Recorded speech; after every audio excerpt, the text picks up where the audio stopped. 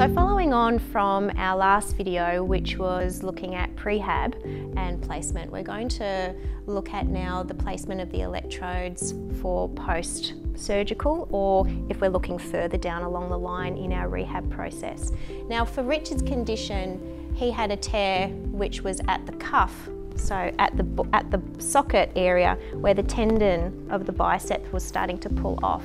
Now that's a little bit more of an injury that might be related to something that's got more force or higher velocity. When we're looking at a more common shoulder injury like a rotator cuff tear, or even some weakness through the supraspinatus tendon, we can also use a similar placement, because what it's going to do is start to just enhance the strength of the outward rotators that would normally be a little weak, because we spend a lot of time in inward rotation in this sort of inner zone around our desk.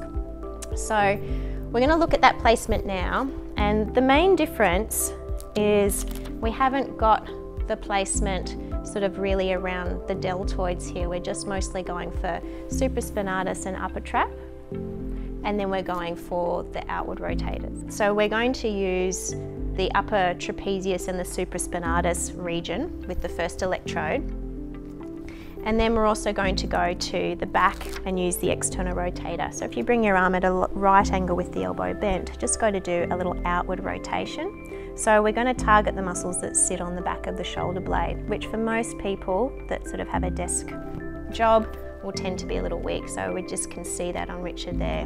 So we're going to place that. And the good thing is that we actually only need to use one electrode unit. So I'm going to pop that on. And what you notice with the placement here is that, again, we start the program and we can either use the rotator cuff program on here, or if we're using one of the other SP units, we could use the strength or the conditioning program if we're at home. So you can see there's a little bit of activation, and then we're just going to turn it up, and it's going into its warm-up phase again. So what this does is just start to increase the blood flow to that area. It also just increases the awareness for the patient. And one of the reasons why it might be really important that we use a system like this rather than, say, just going out and doing our exercise is that post-surgically we might have a reduction in range. We might also have a fear around movement that we're going to do more injury. We also find that we don't have much strength because we've had a lack of activity. So with the complex unit, what we're doing is recruiting what we call motor units, so active receptor sites for the muscles to be able to contract, basically. So if we're thinking about a shortening action, we're going to fire up a little bit more, but also when we do a controlled lengthening action, we're also going to see a little bit more firing up.